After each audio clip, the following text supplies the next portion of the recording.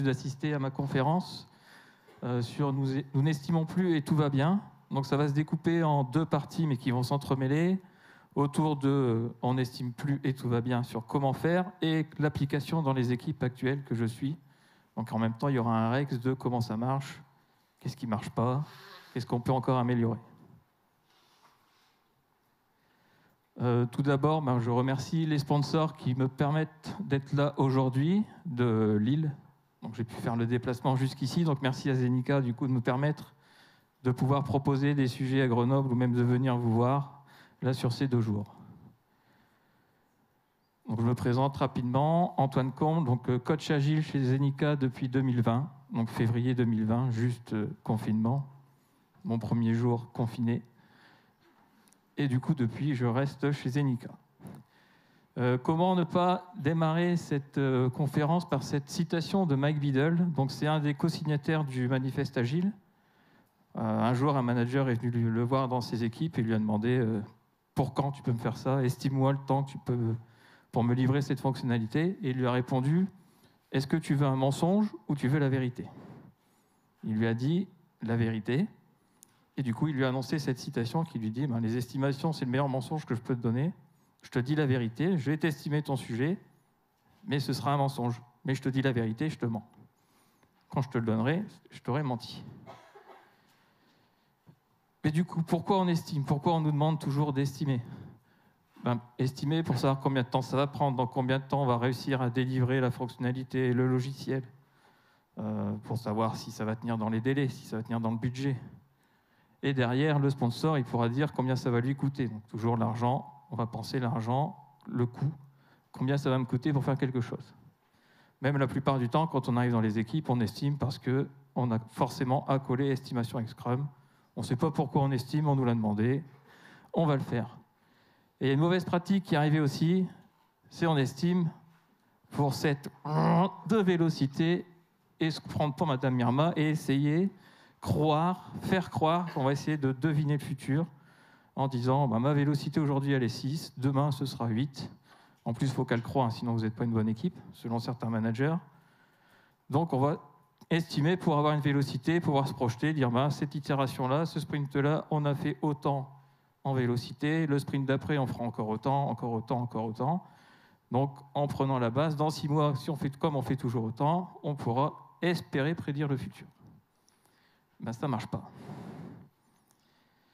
On va passer vite fait sur les différentes techniques d'estimation que vous avez pu voir, pu expérimenter, peut-être tester ou peut-être que vous faites encore. Mon objectif, ce n'est pas de vous faire arrêter d'estimer.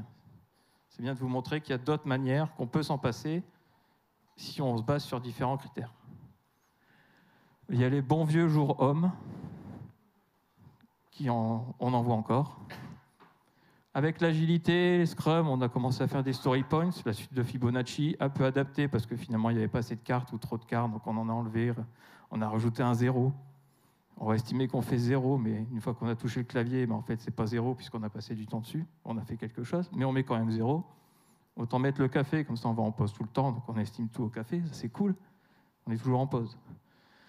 C'était trop difficile les chiffres, il y avait des noms matheux, donc on a dit on va mettre des t-shirts. J'ai déjà vu des fruits, des voitures. Le pifomètre qui marche très bien, voire même mieux que les story points. Et le pifomètre, ça a été documenté de manière, sous forme de blague. Donc il y a un vrai site, c'est l'arrache, l'arrache.com, où je mettrai la référence, mais c'est tout simple, la-rach.com. Il ne faut pas le mettre dans les mains de tout le monde parce que ça pourrait être pris au sérieux. Donc, attention, mais c'est assez marrant à lire. Et après, il y a le doigt mouillé, sens du vent, votre humeur du jour. Aujourd'hui, c'est 5, demain, c'est 8. J'ai passé 2 heures dans le train, du coup, je mets 13. C'est du pif, ou alors, on n'a qu'à faire comme le voisin. Donc, toutes ces techniques qu'on a déjà utilisées, qu'on utilise encore, j'ai des équipes qui utilisent encore les points. C'est pas mal, ça dépend des équipes, on verra après. Mais avec Scrum et l'agilité, ce qu'on voit plus souvent, c'est quand même les story points et la bonne vieille suite de Fibonacci. Mais comment ça se passe quand on fait des itérations, du Scrum et qu'on estime? Il y a une personne, le product owner, product manager, comme vous voulez l'appeler, ou même personne développeur qui vient avec son besoin et qui l'exprime. Qu'on exprime le besoin, l'équipe de développement, les testeurs, les UX/UI, Ils discutent entre eux, ils posent les questions pour être sûr qu'ils ont bien compris le problème. Ils se mettent d'accord sur une solution. Ils choisissent tous une petite carte dans leur jeu, donc que ce soit un jeu physique ou virtuel. Il y a des sites spécialisés, ça marche très bien pour choisir une carte et voter tous ensemble. Là, le Scrum Master, il est content parce que du coup, il va pouvoir servir à quelque chose dans le sprint planning. Il dit 1, 2, 3, retournez votre carte. Boum, on a tous choisi notre carte, on la retourne. Et là, qu'est-ce qu'on fait? On demande à Jean-Michel, pourquoi tu as mis un 3? On va demander à Laura, pourquoi elle a mis un 8? On va demander à lui qui suit, pourquoi tu as mis un 8? Et tu ne développes pas, pourquoi tu as mis 8? Pas con. Pas con la question, mais elle fait partie de l'équipe, donc elle estime comme l'équipe. Ils discutent, ils passent 5 minutes ou 2 heures, ça dépend de l'équipe, ça dépend du sujet. Ils se mettent d'accord sur une valeur de carte. Est-ce que vous avez déjà montré votre vélocité à votre client, votre utilisateur? En vrai, il y en a qui le font. Jamais. Quelle valeur ça apporte à votre utilisateur? Je vous laisse réfléchir à la réponse. Donc là, ça fait une recette de cuisine. Le PO, la PO, le développeur, la personne qui a le besoin vient vous l'expliquer, vous posez les questions, vous choisissez votre carte, vous la retournez, vous cherchez un consensus sans vous taper dessus. Vous vous mettez d'accord sur la valeur, vous dites « Ok, dans mon super outil de ticketing, je ne ferai pas de marque parce que je n'aime pas cet outil, mais je ne vous le dirai pas lequel j'utilise. » On met dans le champ Story Points le nombre de points et on dit « Go, c'est parti ». Dans cette recette, est-ce qu'il n'y a pas des étapes, au moins une, qu'on pourrait virer? Enfin, même 2, qui feraient gagner du temps à l'équipe, qui feraient que vous fassiez autre chose que juste choisir une carte, jouer aux cartes. On pourrait virer la partie de « je choisis ma carte, je discute de la valeur de la carte ». Mais surtout, ne pas passer l'étape de « on discute ensemble, on vérifie qu'on a bien tous compris ce qu'il y a à faire », enfin, déjà pourquoi on va le faire, à quoi ça va servir, comment ça répond à une demande d'utilisateur, une demande de votre client, du sponsor, et aussi de savoir, de vous mettre d'accord tous ensemble sur là où les solutions que vous pouvez apporter, vous mettre d'accord sur là où les solutions que vous allez tester, mais du coup, vous ne parlez plus du tout de points. Vous discutez, vous mettez d'accord, vous dites « Ok, la solution c'est ça », on la note, on met les différentes étapes pour la faire, pour y arriver, mais on discute. Il n'y a plus besoin, enfin là, on n'a pas eu besoin de points, en fait. On s'est mis d'accord sur une solution, on dit « Ok, c'est faisable, on l'a fait ». Que tu t'appelles Jean-Michel, Laura, Clémence, Pierre, tout le monde est capable de faire la solution. Tout le monde est dans l'équipe, tout le monde pourra prendre la carte. À côté de ça, en fait, ce qu'on voit, c'est que nous, êtres humains, enfin, plus c'était bien avec la conférence juste avant, en tant qu'être humain, les estimations, on est super nuls. Vous avez toujours, enfin, je ne sais pas si vous avez des enfants, mais moi j'en ai, ils me demandent quelque chose, je lui dis « Ouais, t'inquiète, dans 2 minutes ». Des fois, c'est 15, des fois, c'est jamais, c'était juste pour éluder la question. Eh ben, on est très mauvais. Même quand on vous dit combien de temps d'ici pour aller à la gare, vous allez donner des temps différents, pourtant le trajet, il est tout droit. Il y en a qui marchent plus ou moins vite, il y en a qui vont peut-être faire des zigzags, qui vont rencontrer quelqu'un en route, vous allez discuter. Donc vous allez estimer un temps, mais vous ne savez pas combien de temps réellement vous allez prendre. Donc on est très mauvais pour ça, et en plus, en tant qu'être humain, on est tous biaisés, on a plein de biais cognitifs qui font qu'on est très mauvais pour planifier. On surestime notre capacité à s'adapter, et on a toujours besoin d'avoir le sentiment qu'on contrôle l'environnement, le monde qui nous entoure, sauf que c'est une illusion. Le monde, il change tout le temps, il est tout le temps en mouvement. Nous, on veut ce sentiment de contrôle. On estime pour nous donner ce sentiment qu'on contrôle notre avenir. Sauf qu'on ne le contrôle pas. Hein. Ce qui nous contrôle, c'est le manager au-dessus qui vient vous dire « Ta vélocité, il y a 15 jours, elle était de 20, là, elle est de 12, et ils sont où les 8 là ?» Il a été malade, on avait sous-estimé, on a peut-être eu un problème, un blocage. Lui, tout ce qu'il va faire, c'est tu t'es engagé sur tes 20, il manque les 8, ils sont où? Il va chercher le coupable. Parce qu'on va essayer de garder justement ce contrôle. Donc là, c'est bien beau, ça fait, je sais pas combien, enfin, c'est peut-être 5 minutes où je vous en parle, mais comment vraiment on peut s'en passer? Eh ben, c'est comme une recette de cuisine, mais qui marche mieux que celle d'avant.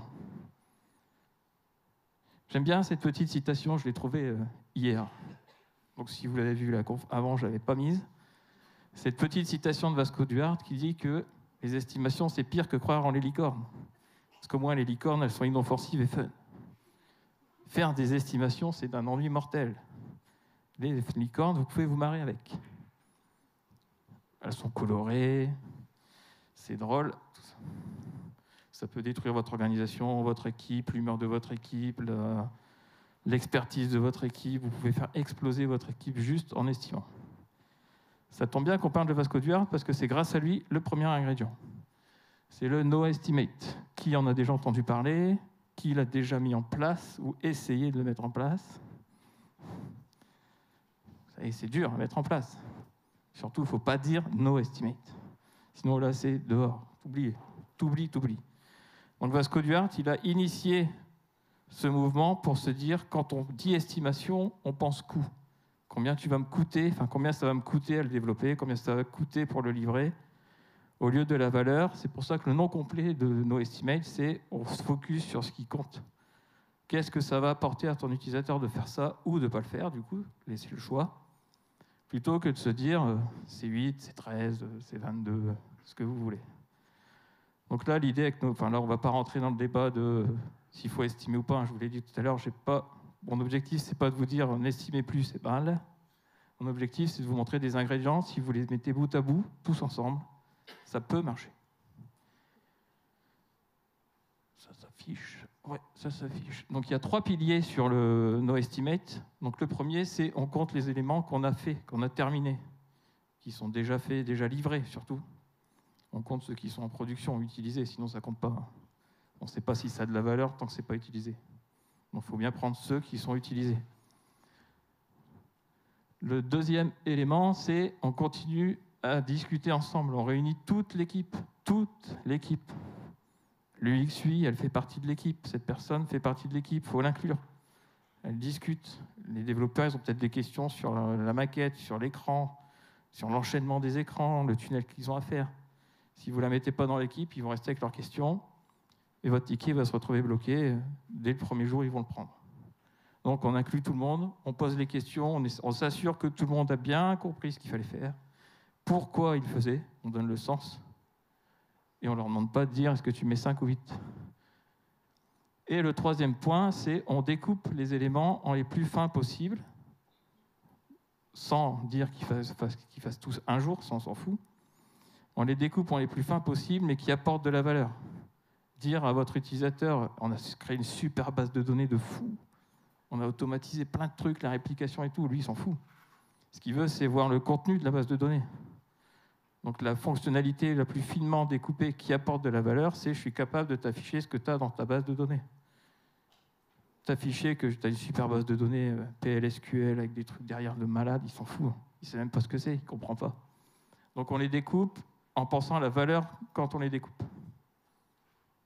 Les découper pour qu'ils fassent tous un jour, ce n'est pas le no estimate comme Vasco Duarte entend.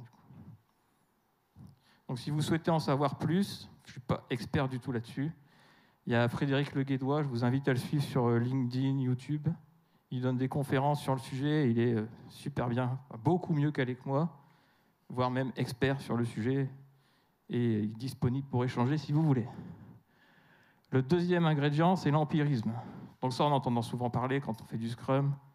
On est dans un monde complexe, on fait du Scrum, du coup on se base sur l'empirisme. L'empirisme de quoi? On ne sait pas. Donc là, ce qu'on fait, c'est le vrai empirisme. On se base sur ce qu'on a déjà fait, ce qu'il y a dans notre outil, ce qu'il y a dans n'importe quel outil où vous stockez vos tickets, peu importe ce que vous utilisez, hein, Google Sheet, ça marche aussi. Hein. Là où vous avez toutes vos infos, on se base dessus. L'expérience que vous avez eue dans le passé, vous vous basez dessus, sur les données.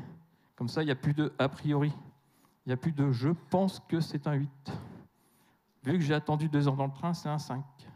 Ou un 13 plutôt, puisque du coup, il est un peu vénère. Et ça enlève tout ça. Ça prend juste les données, les faits, on ne peut pas se tromper. Tout le monde a la même info, tout le monde a les mêmes chiffres. Peu importe ce que vous voulez en faire, les données, c'est les mêmes, elles sont là, elles ne bougent pas. Et le premier à avoir établi ça vraiment dans l'empirisme comme on l'entend, c'est Francis Bacon.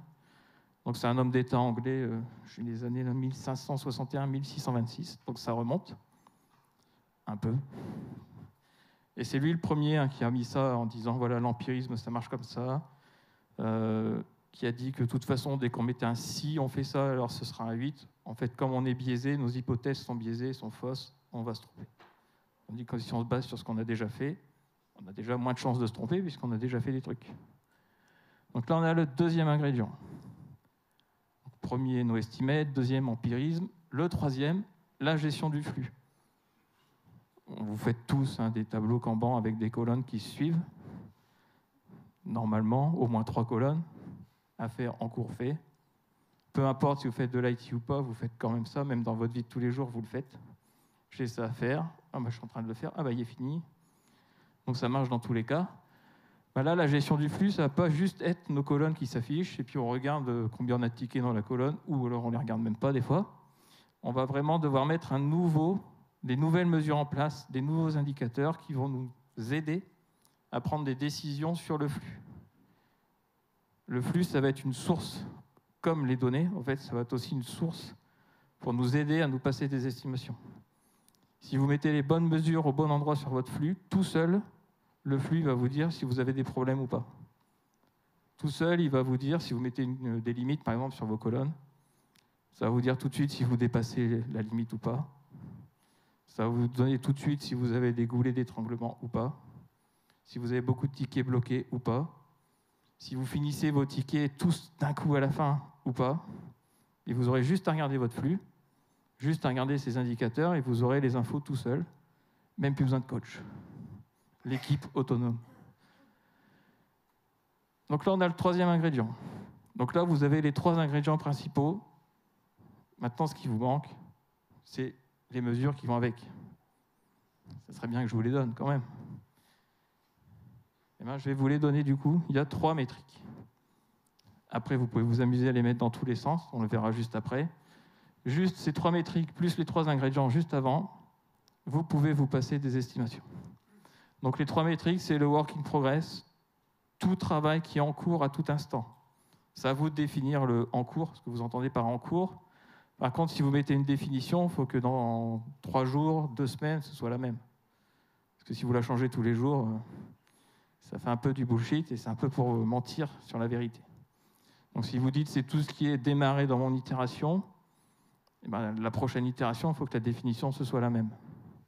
Si vous dites c'est dès que mon product owner a créé le ticket jusqu'à temps qu'on le livre, ben, dans un mois, il faut que ce soit la même définition. Sinon, vous trafiquez vos données et vous ne pourrez plus vous baser dessus, vous aider, vous travailler dessus. Le deuxième, c'est le temps de cycle. Bon, c'est pareil. Le temps de cycle, c'est votre définition, mais il ne faut pas qu'elle change. C'est le temps qu'a pris un ticket pour traverser votre flux. C'est à vous de définir le point de départ, le point d'arrivée, mais il ne faut pas changer en cours de route. Et le dernier, c'est le débit. Donc, comme le NoEstimate, on compte ce qui est fait. Ben, le débit, c'est combien de tickets on a terminé. Donc, c'est à vous de voir aussi ce que veut dire terminer. Est-ce que c'est livré à l'équipe des ops, c'est ceux qui se débrouillent? Est-ce que c'est en prod? Est-ce que c'est utilisé par les utilisateurs? Des fois, il y a des différences. Il peut y avoir des différences.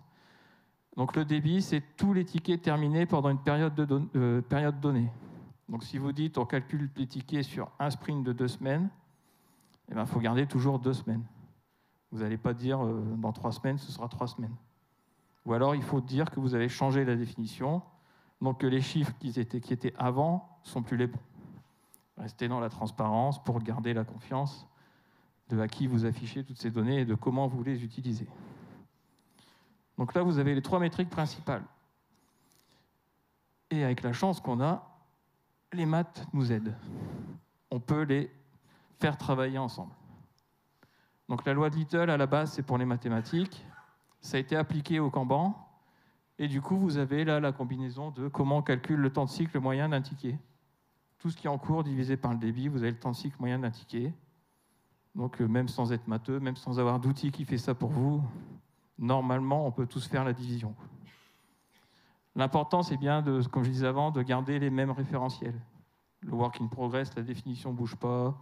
Le temps de cycle, la définition ne bouge pas. Le débit, la définition ne bouge pas. Sinon, votre calcul, vous pouvez le doubler. Ça fera plaisir au manager, du coup. Si vous dites work in progress, on réduit le nombre de colonnes, forcément, votre temps de cycle il va être réduit. Et donc, vous pouvez trafiquer vos trucs. Mais ce n'est pas l'objectif. L'objectif de se passer des estimations, c'est de quand même rester transparent vis-à-vis des sponsors, des utilisateurs, de votre équipe, des autres équipes avec qui vous avez des dépendances. C'est pas juste de dire on est les meilleurs, on a un temps de cycle de 2 jours. L'équipe d'à côté, elle s'en fout. Vous avez un temps de cycle de 2 jours. Par contre, votre utilisateur, lui, ça l'intéresse. De savoir pourquoi c'est 2 jours, qu'est-ce qui se passe, où ça bloque. Donc gardez cette transparence. Donc là, on a les métriques. Et encore tellement on a du bol dans l'IT, on a même des graphiques qui font ça pour nous tout seuls. Donc il n'y a même pas besoin de faire de calcul. Il faut apprendre à lire ce graphique. Ce graphique fait tout pour vous. Donc dans l'outil orange de base, ou bleu maintenant peut-être, qui commence par un J, il y a un menu, vous cliquez dessus et ça vous le donne tout seul. Bon, il y a des couleurs bizarres, donc du coup j'en ai refait un autre, mais ça vous donne toutes les infos en un seul coup d'œil. Donc vous avez le done, vous avez le to-do, donc vous avez ce qui arrive, ce qui est terminé, vous avez votre WIP à tout moment, du coup vous pouvez calculer combien de tickets arrivent, combien de tickets sortent de votre flux. Et en fait, vous avez tout. Dans ce graphique, c'est le cumulatif diagramme flow. Donc chaque ticket qui arrive dans votre flux est comptabilisé. Quand il change d'état, du coup il change de... Enfin là, il n'y a que 3 colonnes, du coup, dans le flux. Il change juste de couleur.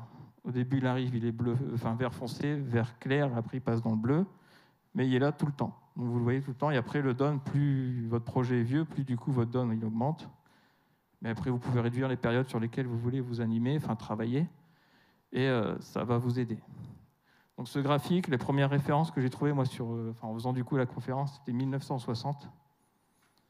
Sauf que ce que j'ai pu voir dans mes équipes, quand je demande au product owner, vas-y, donne-moi combien de tickets tu crées par jour en moyenne sur telle période. Il fait, c'est à toi de le faire, la requête dans Jira. C'est pas mon boulot. Je lui dis, tu sais qu'il y a ce graphique. Et en fait, la plupart, c'est, non, je sais même pas où il est. Sauf que ce graphique, il pourrait l'aider. Puis dire, je crée plus de besoins, je demande plus à l'équipe que ce qu'ils sont capables de donner. Où je peux les aider, comment je peux les aider, comment faire en sorte que ce soit à peu près toujours constant.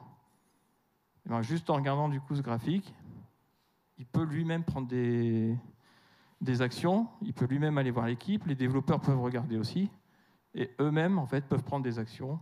Voilà, je suis en train de scier ma branche, mais plus besoin de coach, ils font tout eux-mêmes, mais ils peuvent faire ça tout seuls.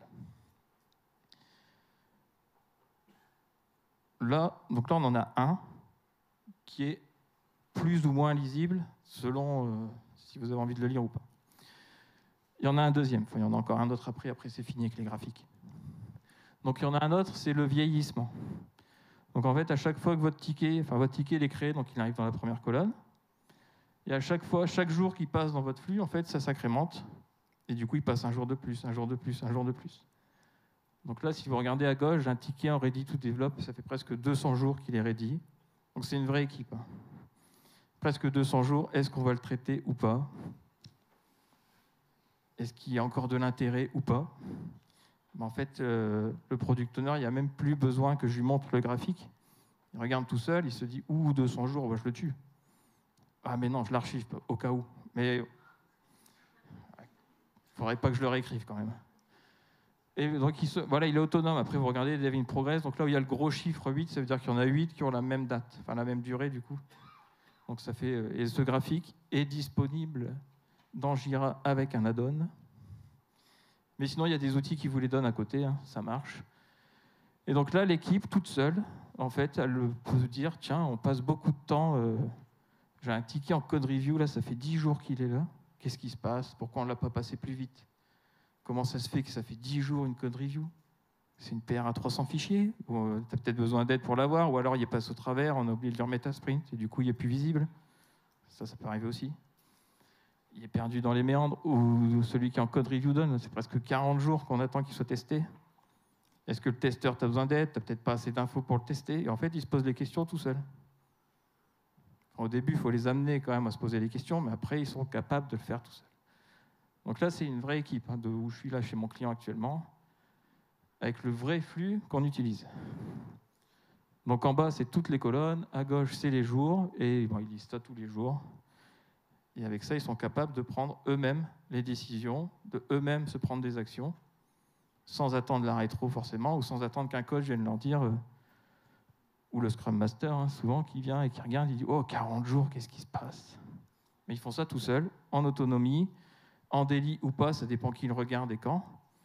Des fois, c'est en plein midi, ils s'envoient un message en disant « Je viens t'aider parce que ça fait 40 jours qu'il est prêt à être testé, je vais t'aider à le tester puisque c'est moi qui l'ai développé, donc je vais t'aider. » Et ils font ça tout seuls. Et enfin, le dernier, un peu plus compliqué, mais beaucoup plus utile. C'est le nuage de points du temps de flux. C'est-à-dire qu'à chaque fois que vous terminez un ticket, donc sur une période, en bas c'est les dates, donc c'est 2023, à chaque fois que vous terminez un ticket, ça fait un point bleu. Et à gauche, c'est son temps de cycle. Donc là, c'est moi qui ai défini du coup avec l'équipe qu'est-ce qu'on entendait par temps de cycle. C'est à partir du moment où un développeur a mis la première fois sa vignette dessus. Et du coup, par jour, on voit que les tickets, enfin voilà, il y a des tickets qui sont terminés à peu près tous les jours. Et du coup, en bleu, c'est le temps de cycle. Donc plus il est élevé, forcément, plus on a mis de temps à le traiter. Plus c'est faible, ben, du coup, plus on était vite. Plus on a réussi à vite le traiter. Et là, l'équipe, grâce à ce graphique, à quoi ça va lui servir? À définir son niveau de service. Parce que sur la droite, je sais pas si, ben, du coup, il y a des pourcentages, des 95%, 85%, 75, 50. Ça le calcule pour vous. Et ça met les droites exactement au bon endroit. Vous avez juste à cliquer « Je veux voir le nuage ». Et ça fait ça pour vous. Donc là, l'équipe, que ce soit product owner, développeur, enfin moi, la plupart du temps, c'est un QA qui regarde en plus. Il regarde et il se dit, on a 50% seulement 50% des tickets en moins de 10 jours. Comment on pourrait faire pour améliorer? On a 75% de nos tickets, il faut à peu près 30 jours pour les traiter. Ouais, c'est énorme, c'est-à-dire que s'il y a une demande qui nous arrive, il n'y a que 75% de chances qu'il soit fait en moins de 30 jours. Est-ce qu'il n'y a pas moyen d'essayer de réduire ce temps? Comment on peut gagner ça? Est-ce qu'on a mal découpé? Est-ce qu'on peut redécouper le truc? Est-ce qu'on n'a pas fait des tickets trop gros? Et avec ça, du coup, l'équipe va se définir son niveau de service. Un peu comme vous avez pour les serveurs, là, les SLI, SLE. Là, l'équipe va se définir son SLE, son Service Level Expectation. Donc tous ensemble, ils vont se mettre d'accord sur dire quel pourcentage on prend sur la droite. Donc forcément, plus vous allez sur le pourcentage haut, plus le nombre de jours il va augmenter, mais plus vous avez de chances d'être bon. Sauf que est-ce que le client il va être prêt à entendre qu'il lui faut 80 jours pour avoir une demande? Peut-être pas. C'est toujours les vraies données, hein, c'est toujours la même équipe qu'avant. Donc ouais, on peut encore s'améliorer. Donc là, par exemple, ils ont dit, nous, on prend les 85% parce qu'on veut quand même être sûr. Et donc, quand il y a une demande qui nous arrive, on dit, si tu veux l'avoir, si on la démarre dans tel sprint, il nous faut 50 jours. Mais tu as 85% de l'avoir. Vu qu'on veut être encore plus transparent, on lui annonce les 50%, on lui dit, on se motive, tu as une chance sur 2 de l'avoir dans 10 jours, mais qu'une chance sur 2. Donc choisis-toi, si on te donne les 2 infos, choisis laquelle tu communiques. Soit tu communiques, tu te challenges tout seul, parce que non, tu as donné les 2, donc tu choisis. Tu te challenges tout seul vis-à-vis de l'utilisateur, du coup, tu annonces 10 jours. Tu prends ta marge, tu annonces, c'était du coup 50 jours. Ou tu veux être entre les deux, tu peux, mais tu dis que nos données, c'est celle-là. Et là, que vous soyez développeur d'une équipe A, enfin de l'équipe là, du développeur d'une autre équipe, client, utilisateur, sponsor, en fait, comme vous avez accès, l'idée, c'est de donner accès à ça à tout le monde. Hein. Eux viennent cliquer directement sur le menu, appuient sur le graphique et se disent « Ok, qu'est-ce que je vais pouvoir annoncer moi ?» sans forcément attendre l'info des autres. Je n'ai pas besoin d'avoir l'info de l'équipe puisqu'ils me le donnent tout seul en transparence. L'équipe, on s'est mis d'accord sur que c'était 85%. Je n'ai pas besoin de l'équipe pour annoncer une date quand on me la demande. Après, il faut évidemment la confiance, la transparence, être sûr qu'il prend bien 85% et qu'il ne fasse pas des trucs en douce en disant non, t'inquiète, dans 10 jours tu l'auras, ils sont très bons, ils vont te le faire. Et là, du coup, on remet l'équipe en termes de... C'est l'équipe au centre, on prend l'avis de l'équipe. C'est plus on vient vous imposer un truc, à vous de le faire, il faut dans 10 jours. Là, vous dites, non, dans 10 jours, c'est pas faisable parce que... Ou alors, tu as une chance sur 2 seulement. Si tu veux être sûr de l'avoir, tu regardes notre service, notre niveau de service, et tu choisis. Soit tu choisis, soit on se met d'accord. Mais au moins, tu as les infos et on ne te ment pas. C'est pas un truc, ouais, t'inquiète. Ou non, on le fera pas. Mais sans donner plus d'infos que non. Là, il a les infos directement. Donc là avec du coup ce que je viens de vous donner, là, les trois ingrédients, les trois graphiques, les 3 métriques à mettre en place, vous êtes capable de dire on peut faire sans estimation. Plus d'infos, du coup, il faut une équipe qui ne bouge pas beaucoup. et une équipe qui a au moins plus de 3 mois d'ancienneté sur le produit.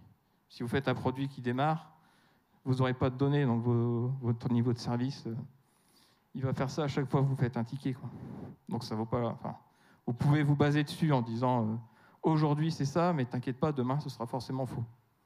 Là, ça bouge beaucoup moins, puisque pour aller rattraper celui qui a 110 jours là-bas en haut, ils peuvent en faire des tickets à 10 jours. Hein. Donc là, on a ça. Maintenant, ce qu'on attend surtout des équipes actuellement, enfin moi, ce que je vois beaucoup dans mes équipes, c'est qu'est-ce que tu seras capable de faire dans 3 mois Déjà, est-ce que je serai encore là dans 3 mois? Est-ce que toi, tu seras encore là dans 3 mois pour me poser la même question? Mais bon, vu que tu veux une info, on peut t'aider. On peut t'aider à calculer la prédictibilité de l'équipe. On peut te montrer comment ça marche. Et là aussi, on a encore du bol. Il y a des trucs qu'ils font pour nous. C'est basé sur la simulation de Monte-Carlo. Je ne sais pas si vous connaissez la simulation de Monte-Carlo. Ça vient des casinos. Enfin, il y avait des joueurs, 2 ou 3 joueurs qui sont allés jouer à Monte-Carlo au casino. Ils ont compris la mécanique et du coup, ils ont plumé le casino. Parce qu'ils ont compris comment ça marchait, donc ils comptaient. Et ils ont réussi à prendre tout l'argent dans les années, je ne sais plus quelles années, 30 je crois, années 40, 47. Ils ont plumé le casino à Monte-Carlo, ils ont pris tout l'argent. Sauf que du coup, le casino a vu qu'ils avaient commencé à compter, qu'ils avaient triché. Donc ils n'ont pas eu l'argent, mais techniquement, ils ont quand même gagné. Après, la simulation, ça a été appliqué de manière un peu plus négative. C'est grâce à ça qu'ils ont réussi à faire tomber la bombe atomique au bon endroit sur les Japonais. Ils ont simulé différentes trajectoires. Ils ont dit, c'est là, à telle heure qu'il faut lancer, avec tel angle. Et on est sûr de tomber bon. À 95%, ils ont tombé bon. Malheureusement, ça a servi aussi dans ces cas-là. Et ça sert aussi, du coup, parce qu'on peut, j'ai affiché un du coup dans le cours des actions, c'est comme ça qu'ils essayent de prédire un peu l'action, la valeur de l'action dans 6 mois, dans 1 an. Ça se base sur des simulations de Monte-Carlo. Les prévisions météo pour les trajectoires d'ouragan, par exemple, beaucoup aux États-Unis, ça sert. Donc, tous les jours, enfin même toutes les minutes, c'est réactualisé pour dire à l'ouragan quelle trajectoire il peut prendre par rapport au modèle qu'on a eu dans le passé, par rapport au vent, aux aléas qui peuvent se passer. Et ils arrivent à calculer la trajectoire et à savoir à peu près quand est-ce que ça va arriver. Ça a servi également, par exemple, si on prend pour les vents, les tempêtes sur la France, c'est basé là-dessus aussi. Les prévisions météo, c'est basé là-dessus. Donc ça marche dans les prévisions météo, c'est des données, il y a des modèles de calcul. Pourquoi ça ne marcherait pas sur nos projets IT? Ça marche aussi. Donc là, on va prendre un flux. Je n'ai pas le droit de montrer les données de mon client, donc j'ai dû faire un truc aléatoire. Hein. Mais en gros, vous avez un flux tout en haut avec les colonnes, et à l'intérieur des dates de quand le ticket arrive dans l'état. Dans tel état, il est arrivé à telle date. Enfin, là, on ne voit pas, mais il y a les heures à côté, hein, du coup. Date, heure, quand est-ce que c'est arrivé, dans tel état, et là, vous avez votre flux. Donc, en gros, si vous prenez votre outil actuel, vous faites un extract de vos données, il va vous donner exactement le même tableau. Vous jouez la simulation de Monte-Carlo. Perso, je n'ai pas compris comment ça marchait, mais la formule est dispo et sur GitHub, s'il y a des statisticiens, vous pourrez regarder. Donc, je n'ai pas réussi à l'appliquer, à la refaire, hein, du coup. Vous passez la simulation de Monte-Carlo, et ça vous donne de dire, vous faites un story mapping, ce que vous voulez, un découpage de votre épique, votre épopée, votre US. Vous avez un nombre de tickets. Vous passez ce nombre de tickets dans la moulinette de Monte-Carlo, et il va vous dire, avec des pourcentages de confiance, il y a 95% de chances que ça finisse le 10 octobre, et il y a 50% que ce soit le 1er octobre. Donc là, c'est pareil, c'est l'équipe, l'outil à disposition de l'équipe, des managers, des utilisateurs, des autres équipes avec qui on a des dépendances. Et donc, ils sont capables de venir eux-mêmes, n'importe qui, du coup, est capable de venir voir, avec les pourcentages de confiance, quand l'équipe aura fini tel ou tel sujet. Sans mentir, du coup, puisqu'on fait du vrai empirisme, c'est les données qui nous donnent le truc. Et là, donc, après, c'est à l'équipe, pareil, de choisir sur quel pourcentage on s'anime, on travaille, on annonce, quel pourcentage on annonce en disant on n'est pas trop confiant parce qu'on démarre, donc on va prendre 95%. Ou alors on est super confiant et du coup on va prendre le 1er octobre. Mais on annonce en disant ton épique ou ta story, peu importe votre carte dans votre outil, il y a 50% de chances que tu l'aies le 1er octobre. Est-ce que ça te va, est-ce que ça te va pas? Si ça te va pas, t'en veux plus, tu veux être plus serein sur la date, c'est 85%, c'est le 6. Il dit, ça va pas, est-ce qu'on redécoupe, est-ce qu'on fait un vrai MVP? Et là, du coup, on a un vrai échange. C'est pas juste, non, ça rentre pas, et débrouille-toi. Ou alors, il t'impose en disant, non, mais il faut que ça rentre, tu travailleras le soir, t'as qu'à travailler le midi, t'as qu'à travailler le week-end, t'as un ordi portable, tu fais du télétravail, on s'en fout. Tu peux travailler partout. Et bien là, en fait, il peut, techniquement, c'est même l'équipe, en fait, du coup, qui a pas le pouvoir, mais qui a la main pour renverser la tendance, renverser la question. Se dire, OK, tu veux ça pendant un mois, on ne peut pas, parce que notre équipe fonctionne comme ça. Donc tu l'auras, mais 10 octobre. Tu veux absolument ton truc au 1er octobre en entier, tu fais un MVP, on redécoupe, tu priorises mieux ce que tu avais priorisé, ou tu dépriorises certains trucs. Ou à côté de ça, on fait aussi peut-être, beaucoup de tickets de run. Du coup, on en traite moins, on traite que les méga prios, et on ajuste pour que ça rentre quand même pour ta deadline, si tu veux. Et là, on a une vraie discussion. Il n'y a plus le rapport de force, j'ai besoin du truc, tu me le fais. L'équipe, elle a la main pour dire, OK, mais nous, ça marche comme ça. Si tu en veux, si tu veux plus, si tu veux plus tard, si tu veux pas plus tard, on discute et on se met d'accord. Donc j'ai mis Crédit Wivis parce que c'est un outil français qui fait ça tout pour vous. Vous le branchez à votre outil J et il fait ça pour vous tout seul. Je n'ai pas d'action chez eux, mais ça marche très bien. Donc là, on a vu pour quand on peut te livrer tous les tickets qu'on a découpés. L'avantage de Monte Carlo, c'est qu'il est capable de dire aussi combien on peut en avoir fini. Si la deadline ne peut pas bouger, pour des raisons légales ou des raisons administratives, c'est absolument, il faut livrer des trucs à cette date-là. OK, mais par rapport à la fonctionnalité que tu nous as donnée, on l'a découpé en autant de tickets, on le passe à la moulinette, et il vous dit, on a 95% de finir 5 tickets. Ah mais mince, si on faisait 20, les 15 autres, j'en fais quoi? Tu priorises les 5 que tu veux absolument. Si tu veux un peu plus, OK, allez, on va faire 7. On va travailler pour faire 7 tickets, mais tu n'auras que 85% de chance d'avoir les 7. Donc là, ça oblige le product owner, le sponsor, même les utilisateurs, à vraiment prioriser. Pas juste dire, je veux tout. Comme ils arrivent, tout est prioritaire. Là, tu ne peux pas tout avoir. On a choisi en équipe que c'était 85%. Tu en auras 7. Donc priorise bien les 7 que tu auras. Si tu as de la chance, tu en auras 8. Comme tous les jours, on le regarde après. Pratiquement tous les jours, on regarde le truc. On lui dit, le lendemain, finalement, tu n'en auras pas 7, tu n'en auras plus que 6. Lequel on enlève? Est-ce que c'est bien le dernier de la pile ou est-ce que tu as changé d'avis? Et c'est transparent. Donc même le client, lui, peut venir jouer. Il peut lancer la simulation en autonomie. Il dit, tiens, ça fait une semaine que je n'ai pas vu l'équipe, ou je reviens de congé, je veux voir ce que ça donne. Il va dans l'outil, il appuie sur rafraîchir, ça lui donne les nouvelles dates. Il n'y a même pas besoin de venir embêter l'équipe, déranger les développeurs, déranger le product owner. Il fait ça tout seul. Après, s'il veut, il peut venir pour discuter des dates, discuter du nombre de tickets qui sera fait, ou voir lesquels on a déjà fait ou pas. Mais il peut faire ça tout seul, en autonomie, sans embêter personne et sans croire aussi que l'équipe est en train de l'enfumer, en train de mentir. Donc là, c'est l'outil au global. En fait, ça vous permet de faire un tableau de bord. Ça vous permet de faire un tableau de bord qui vous donne le sprint burn-up, le temps de cycle des tickets, votre débit par jour. Donc même pas besoin de calculer, vous faites F5 et le truc qui se met à jour tout seul toutes les nuits. Donc j'ai dû cacher en bas parce que c'était mon vrai projet, du coup. Donc là, sur un autre, parce que du coup, je le fais avec 4 équipes, donc là, sur une autre équipe, ce que ça donne, avec un autre écran. Donc on a toujours on a le vieillissement, par exemple, là, on a vu, il met 13 jours.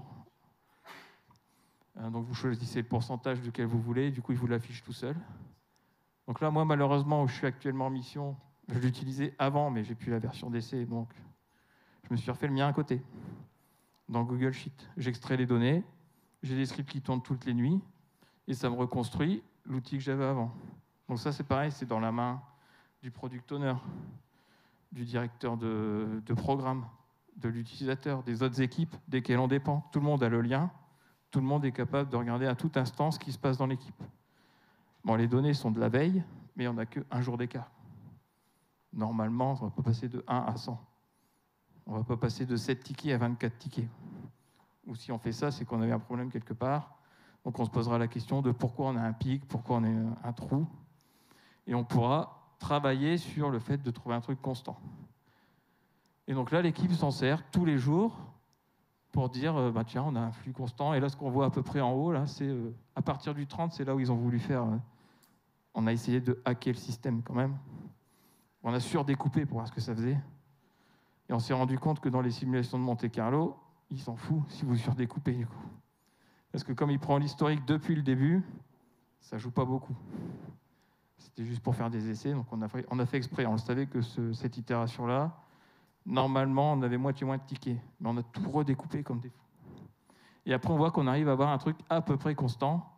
Avec le 16, 27, 23, 20, finalement, on est pas mal. Sur les itérations, on arrive à avoir de la prédictibilité même sans... Enfin là, du coup, je n'ai pas Monte Carlo parce que je ne sais pas le faire. Mais on arrive à avoir en bas à peu près le forecast pour la prochaine itération qui est à peu près toujours constant. Et on a 14, 16, 17. Donc la Product Owner, quand elle priorise son backlog, elle priorise le sprint, ce qu'elle veut dans le sprint. Elle dit, je ne vais pas prioriser 30 tickets, ça ne sert à rien. Ils ne vont pas me faire la moitié. Donc elle priorise 17 et après, on ajuste 17, on en rajoute en cours de route s'il faut, on en enlève si on n'est pas assez bon. Ou alors, ça dépend. Mais voilà, elle dit, moi j'en veux, mes 16 prioritaires, c'est cela. Ce que vous faites en plus, c'est du bonus. Ce que vous faites en moins, on verra pourquoi, ou on s'ajustera en cours de route, lesquels on peut enlever, lesquels étaient moins importants finalement, mais elle se base dessus. Et là, transparence totale, moi je vous dis, la manager du product owner, elle accède et des fois c'est elle qui vient poser des questions. De dire, ouais mais là vous aviez annoncé 7 tickets dans une semaine, je viens de leur jouer ce matin, ça me dit 8. Bah ouais mais hier on a réussi à finir 3 tickets parce qu'il y en a un qui était bloqué, ils l'ont débloqué, ça nous a aidés. Et en fait elle se questionne toute seule, elle vient pas dire, ils sont où mes 7 tickets? Enfin elle fait pas la voix là, mais c'est un autre manager qui fait la voix là.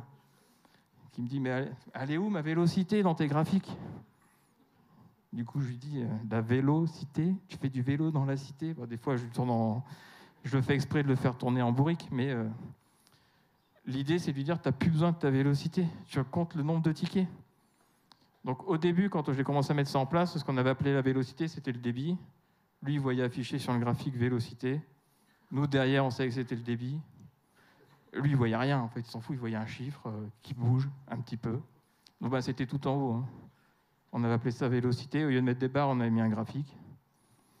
Après, on lui a quand même expliqué comment ça marchait. Donc il a dit, bon, ok, mettez les barres et mettez la vraie définition. Il a fallu quelques mois, mais on y arrive.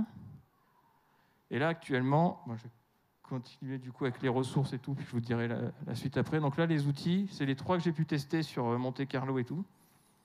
Les slides, elles seront disponibles, je vous les enverrai si vous voulez. Donc il y a WeViz, c'était les 2 captures que je vous ai mis avec les super couleurs et les tableaux de bord.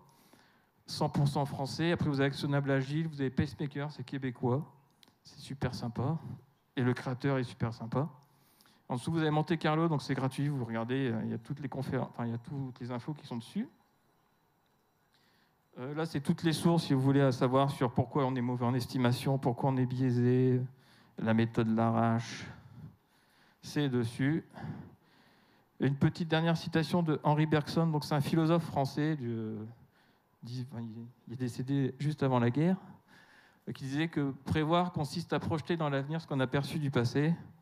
Donc on voit que déjà dans les années 40, il avait compris que si on faisait de l'empirisme, on pourrait y arriver, et on peut y arriver. Je vous mets quelques petites citations que j'ai trouvées sympas, qui sont bien avec la conf. Bon, un peu d'autopub pour ma collègue qui passe juste après.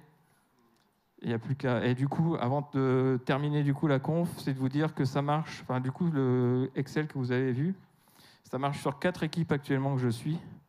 Il y en a une, ça fait plus d'1 an, donc celle-là, ils roulent tout seuls. Ils n'ont plus besoin de moi, ils se posent des questions tout seuls. Donc en gros, je ne sers pas à grand-chose, à part maintenir le Google Sheet et leur dire qu'est-ce que tu as besoin de plus. C'est même eux qui viennent me dire il faudrait qu'on rajoute ça et ça serait cool. Et les autres, je les accompagne encore, mais ça prend du temps. Il faut de la conviction et il faut surtout gagner la confiance et la transparence de la hiérarchie.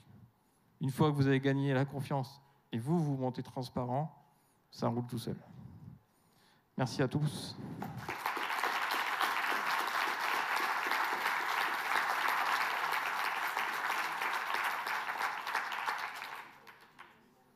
Je ne sais pas si elle est là, Myriam, ou s'il y a des orgas, mais du coup, petite dédicace aux orgas. Grâce à eux qu'on est là, et puis j'ai mis un petit cœur autour de Myriam, puisque c'est une collègue à moi. Je ne sais pas si on a le temps pour des questions ou pas.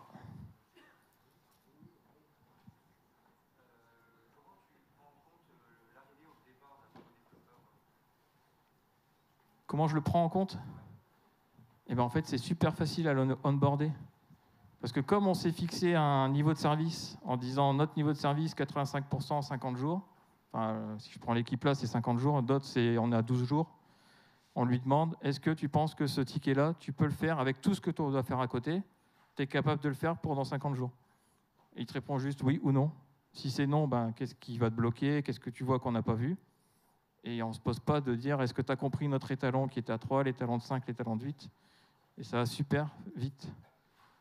En 2 itérations, il a compris et il te répond oui, non direct, aussi vite que le gars qui est là depuis 6 mois. On gagne du temps dans l'étape, après il y a je ne sais plus comment ça s'appelle, mais le graphique de formation des équipes.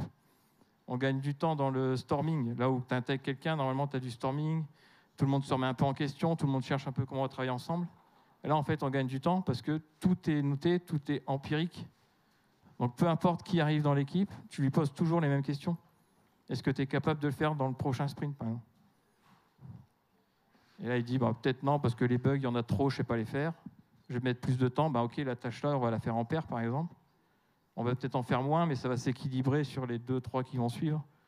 Et comme ça prend un historique de fou pour faire tous les calculs, il faut au moins 3 mois pour que ça marche, pour que ça commence à donner des vrais résultats, et ben, ça passe. Pour la petite histoire, la première fois que je l'ai joué, on est tombé à 2 mois faux. Et la dernière fois qu'on l'a joué, là, en septembre, on est tombé à 1 jour faux. On a livré le lendemain de la date qui était annoncée pour les 85%.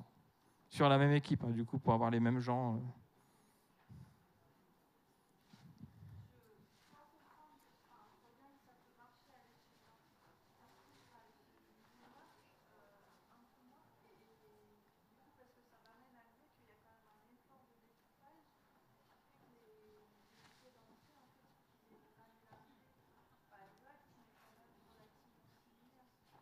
Pas similaire, juste que chaque ticket apporte de la valeur. J'ai des tickets, il faut un sprint entier où il y a un développeur à 100% dessus. J'ai des tickets, en 2 heures, ils sont faits. Mais ça s'équilibrera dans le temps. Tu n'auras pas toujours des tickets qui durent 15 jours ou des tickets qui durent 1 jour. Et du coup, ils se moyennisent. Mais ce qui est important, c'est la valeur que tu vas apporter à la fin. Est-ce que ce ticket, il vaut la peine de passer 15 jours à fond dessus pour une personne? Est-ce que la valeur que tu apportes, elle vaut le coup? Si tu réponds non, ben, tu fais bon, on le fait pas. Si tu réponds oui, ben, tu intègres que oui, ce ticket-là, il va prendre du temps à être fait. Et tu ne penses pas combien ça me coûte à faire. C'est est-ce que ce que je fais, ça va m'apporter suffisamment de valeur qu'il vaille le coup de le faire. Et à l'échelle du roadmap, en fait, tu as tes épiques. Mais est-ce que là, tu es capable de dire que même si tu estimes que dans 3 mois, ton estimation elle sera toujours bonne, tu auras toujours la même équipe de développeurs, du coup, qui estimeront toujours de la même façon? Est-ce que le 8 de maintenant, c'est le 8 de dans 3 mois? T'en sais rien, en fait.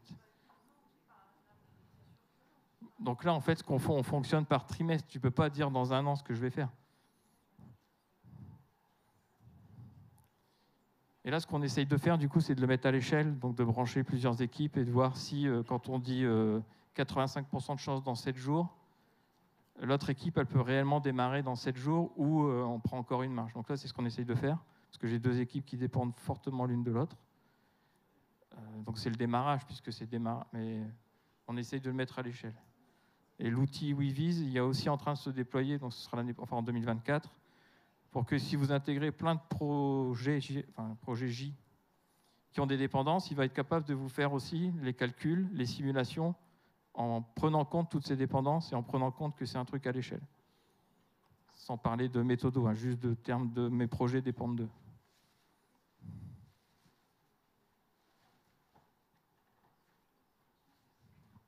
Tout en haut.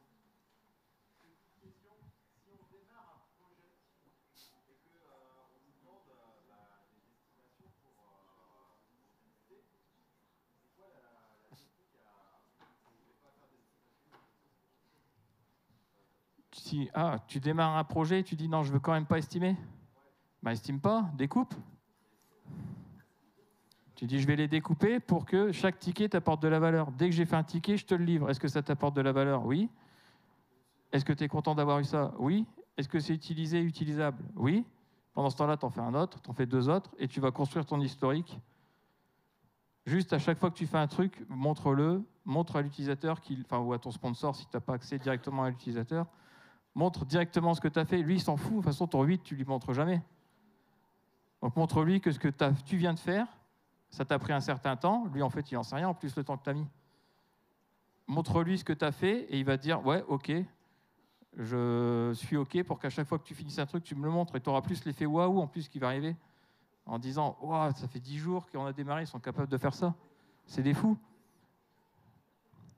Tandis que si tu lui dis, j'estime, donc tu vas annoncer un nombre de tickets que tu vas être capable de faire, t'en livres moins, il va être déçu. Là, tu lui dis juste, on refait le point dans une semaine, on te montrera ce qu'on a terminé. Tu arrives, tu auras toujours l'effet waouh, parce qu'il ne sait pas ce que tu vas lui donner. Tu vas juste lui dire, priorise ce que tu veux en premier, en deuxième, en troisième, et dans une semaine, on te montre ce qu'on a fini.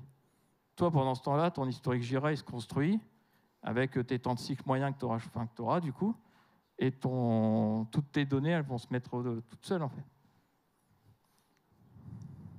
Je ne sais pas si ça répond à ta question. Mais c'est sûr, je ne suis pas contre les estimations, mais si tu as le choix, essaye d'avoir le choix de ne pas en faire. Parce qu'après, la mauvaise pratique, elle est ancrée, t'es foutu.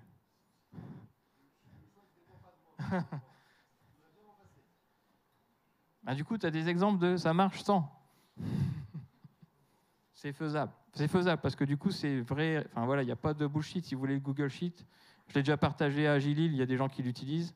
Je l'ai partagé à Rennes, il y a des gens qui sont en train de le paramétrer. C'est un vrai truc qui marche. C'est pas juste je te mets des captures et je te fais croire que ça marche. Dernière question.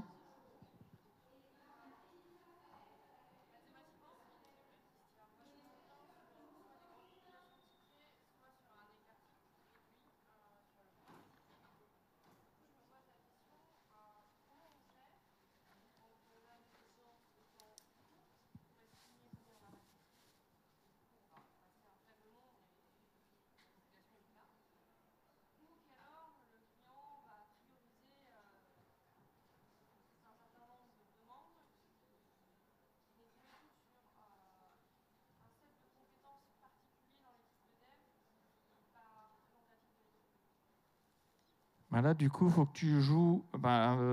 Ta question, du coup, il y en a 2.